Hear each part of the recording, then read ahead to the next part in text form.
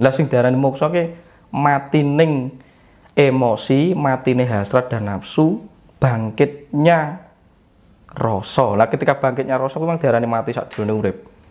Karena si emosi, si perasaan, si hasrat itu sudah hancur lenyap seiring rasa sejati itu urip. Tapi wis gak kena diarani. Uripmu ayem dhewe ora kena mbok jelasne nang wong. Akhir roh urip ki bane butuh ngene iki to. Dadi manut sak mestine. Karena kita itu semesti ki jagat alit, anaknya semesta, miniaturnya semesta. Ciri-ciri orang bahwa kalau sudah manunggal dengan Gusti dalam kehidupan sehari-hari itu orangnya seperti apa? Kuwi ya angel neh, mergo kuwi ya angel neh. Nek engko dikategorini sebenarnya tidak bisa. Nek kira-kira mestine eneng. Contohnya seperti apa? Ya seorang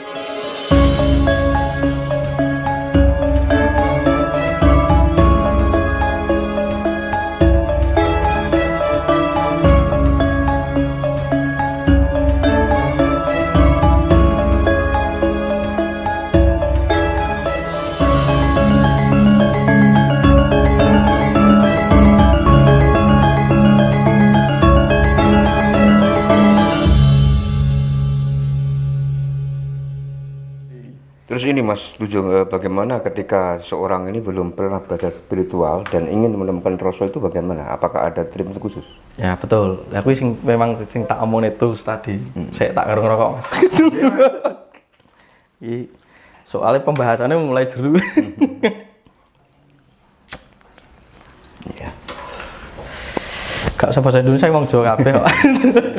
Oke, jadi perangkat-perangkat terusnya itu carane tata lakune iki jane akeh Mas. Jadi leluhur awake dhewe iki mbiyen ngenekne tapa brata dan lain sebagainya itu tidak usah adoh-adoh diterjemahkan bahwa itu tuh mistik. Karena ini ngomong sejarah dulu, nek ngomong soal aku, engko mbarai Mangro Tinggal. Mangro Tinggal tuh bingung Mas. Karena wong Jawa itu dulu tidak ketika Majapahit lengser Mas. Ini sejarah terakhir ya, sampai wong Tuban gue ngerti. Majapahit lengser itu masuk di era Mataram, Demak berdiri. Memang laku-laku ke ora dijelasnya secara runtut karena kitab ini sudah banyak sulit yang menerjemahkan dan lenyap. Sebagian dititip ning Bali lah ora-ora dan sebagian ditantu atau di kayak ning gunung-gunung Mas. Lah pada waktu itu mau wongnya mbahmu mau dudui to nek misale oleh sing penting kowe poso ngebleng 7 dina betul ditekoni karepe pripun mbah. Wis lah kono dhisik kan mesti ngono, dipunggel ning kono kuwi. Akhirnya terjadi budaya akulturasi dengan adanya apa? Gugon Tuhon. Nah, gugon Tuhan itu akhirnya jadi sugesti yang akhirnya merakyat. Akhirnya dijadikan mistisisme. Terus yang paling parah atau ekstrim itu tahayulisme Mas. Nek dulu pasca Renaissance itu sing digunakan oleh orang-orang untuk menghancurkan sebuah bangsa itu adalah ketakutan terhadap konsep agama surga neraka. Wis didendeni ning kono. Tapi nek era fase masuk ning Mataraman ini, sing Mataram baru ini, kowe didendeni urusan demit. Pasti. Engko akhirnya disitulah konotasi lahir dukun itu akhirnya dikonotasikan rendah. Wah dukun ini ngapusi ngibuli. Sebenarnya dukun ini aslinya praktisi aslinya. Saman kan aslinya kaya bahasanya ya kiai ya pastur sebenarnya. Tapi karena ada fase itu, karena ketika Majapahit lengser kita lemah, bangsa-bangsa ikut jajah Mas, Portugis, Belanda ikut intervensi, bahkan Ottoman, ngerum nek saya Ottoman Empire itu ngerum atau Turki. Akhirnya disinilah saya tidak menyalahkan agama Islam, tidak. Itu memang ada momen, nah kebetulan ada momen ya tinggal kesempatan dong kan gitu loh untuk mengakulturasi kemampuan kita tuh mengakulturasi bangsa kita tuh sebenarnya.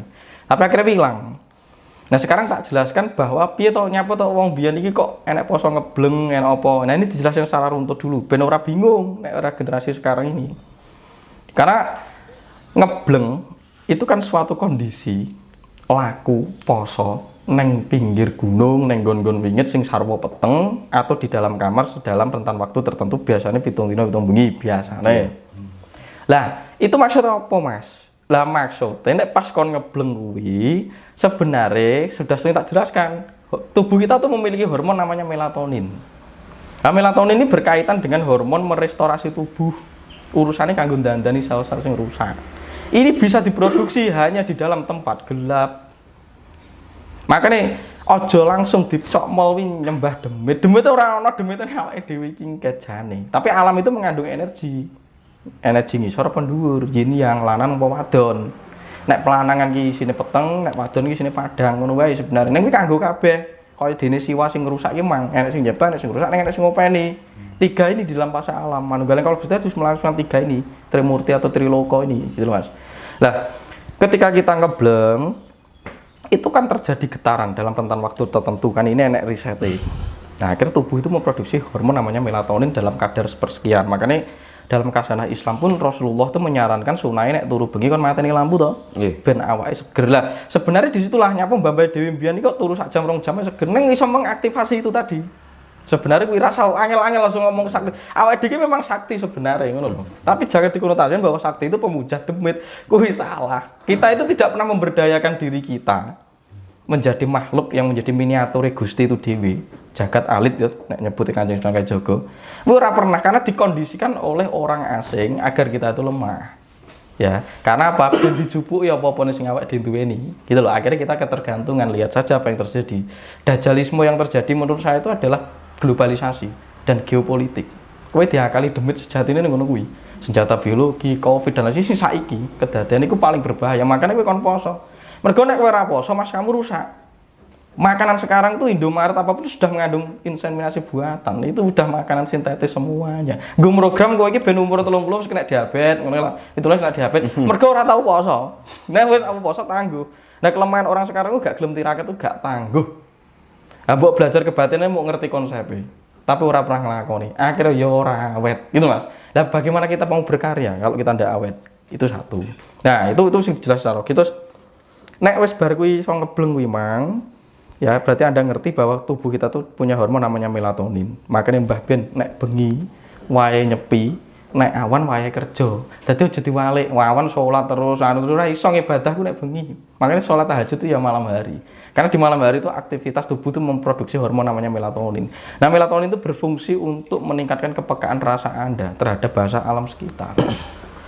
Kuwi nek sampean melatoninnya tinggi, mesti awet. Arep nek firasat apa-apa mesti ngerti. Nek ora enek melatonin mau palsu, kuwi mau akon-akon. Wis ngono wae gitu loh. Itu salah satu lakunya. Nah, itu juga bisa dikembangkan dengan teknik sekarang diekstrak.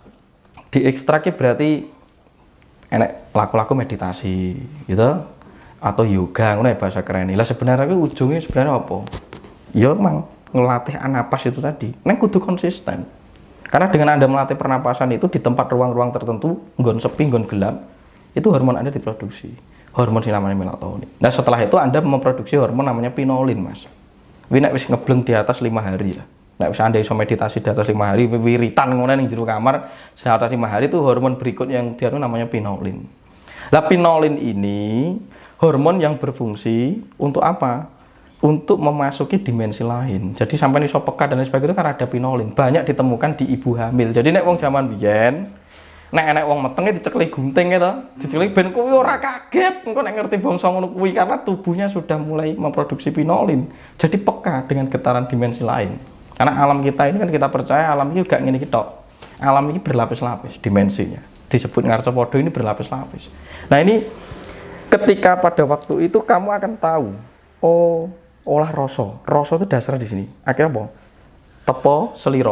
Jadi bisa merasakan apa yang dirasakan orang lain. Peka iki wong ki piye to rasane, dimatne ketok. Bar ki tepo seliro to, bar ki tepo pakerti. Oh, ngerti aku iki lungguhku kudu piye. Di dalam dimensi alam seperti ini, ruang waktu seperti ini, di dalam kondisi tempat seperti ini. Itu Anda juga harus utuh. Tidak boleh tidak utuh karena kita digawani bahan karo Gusti, yaitu dinamakan perangkat-perangkat tadi dan bisa diteliti secara ilmiah. Dan nanti nek bar kuwi nek wis manjing 10 dino 10 bengi, itu nek meditasi rutin Anda bisa memproduksi hormon namanya DMT. Nah, hormon DMT ini hormon sekti. Iki hormonnya kakang kawah di hari-hari ini yang disebut kakang kawah di hari itu hormon DMT menurut saya. Karena hormon DMT itu membantu Anda untuk bisa membuka catatan pengetahuan di dalam diri Anda, di dalam DNA Anda. Ngono kira-kira nek sampean ki percaya konsep nites, reinkarnasi, nanti sampean akan ngerti aku ki jane sapa, jejeranku sapa ngerti. Jadi aku ki biyen kok rasaku ngene, ora tau ning kene tapi kok rasaku pernah ning kene. Lah engko suwe sampean ngerti dhewe. Itu ndak perlu diungkap, akan ngerti sendiri. Karena untuk men-tracking masa lalu itu kita harus utuh. Yo nganggo rasa, yo nganggo manuskrip, berarti yo kitab, yo nganggo peninggalan sejarah. Wih kira-kira gitu. Nah, nek dengan DMT ku ngerti. Wow, aku ki mbiyen ki dadi wedhus, saiki tetep dadi wedhus lah. Aja dadi macan ku mesti gak karo-karoan dadi macan mesti oyo-oyoan ngono lho. Wong kuwi duduk macan kok maksa dadi macan, hidup mesti ndak bahagia. Wong kuwi wedhus kok dadak maksa dadi macan ngono. Iso mungkin tuku beras sak kok tukumu sak-sakan kok tukumu sak pikep kok malah gawe siloko gitu. Itu kira-kira begitu. Nah, nanti munggah kuwi namanya vape DMT. Ini nek wis langkah 10 dina 10 bengi. Nah, vape DMT itu hormon nek sampean pengen mlebu ning alam liyep anglayu utawa imang alam rasa sing antara turu ra turu kuwi alam mlebu ning kamoksan. Lah sing diarani moksa ki matining emosi, matine hasrat dan nafsu, bangkitnya rasa. Lah ketika bangkitnya rasa kuwi memang diarani mati sakjroning urip. Karena si emosi, si perasaan, si hasrat itu sudah hancur lenyap seiring rasa sejati itu urip. Tapi gak kena diarani. Uripmu ayem dhewe ora kena mbok jelasne nang wong. Akhir roh, urip ki bane butuh ngene iki to. Dadi manut sak mestine. Karena kita itu semesti ki jagat alit, anake semesta, miniaturnya semesta. Sebenarnya Mas, apakah seseorang ini kalau sudah mati moksa ya, itu merupakan atau tanda bahwa orang itu sudah manunggaling dengan Gusti? Kira-kira. Nah, karena konsep moksa iki kudu dipecah ya. Moksa ki dianggap wong ki nek diceritane ning gugon tuhane kan ilang. Maksudnya ilangnya sak ragane kan karepe nek mati ilang sak ragane gitu. Nah, moksa itu sebenarnya ya tadi tak bilang tadi, karena rasane wis tumbuh, anahatane wis bekerja aktif. Akhirnya nanging mung tresno, urusane mung cinta kepada Tuhan. Jadi si emosi dan hasrat isine hawa nafsu karo perasaan kelangan mang wis lenyap, Mas. Iki sebenarnya moksa. Iki sebenarnya moksa. Moksa sing jarang ati mati sakjroning urip itu tadi. Dan nek sing diceritakne wong kae itu bukan moksa yang Anda anggap sebagai moksa ki ragane kudu diresik ilang. Nek kae jenenge moksa tiwikrama, les ilang lebur sak apa-apane.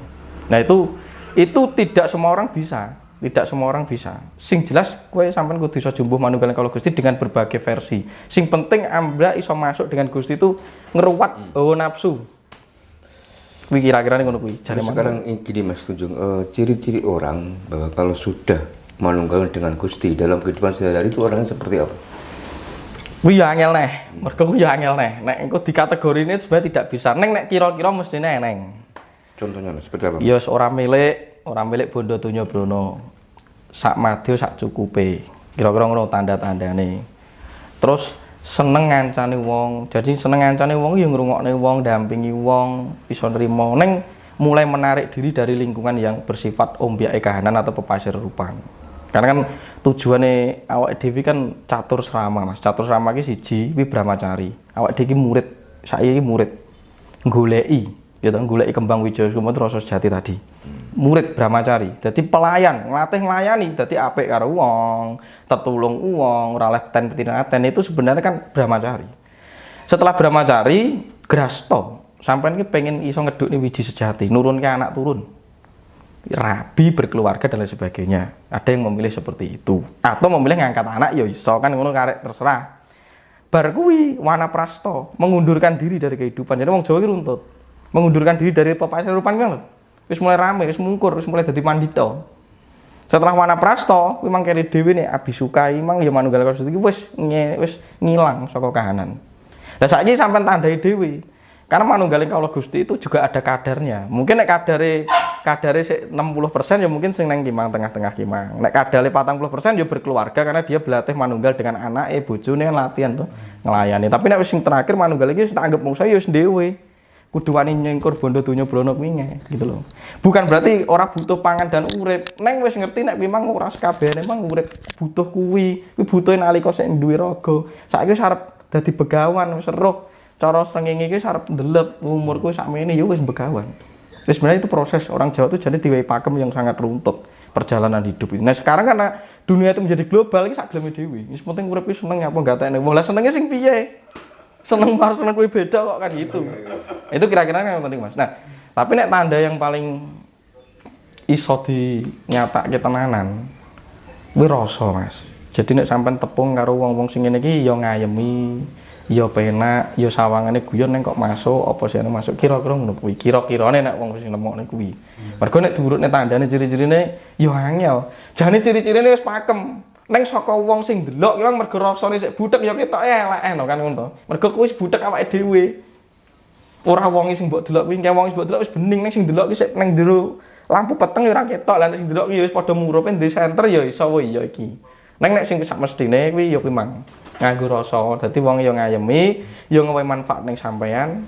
Terus kuwi mang nek ciri-cirine wis mulai nyingkrih saka kahanan. Dadi diarani satriya mungkur. Ya kira-kira ngono kuwi.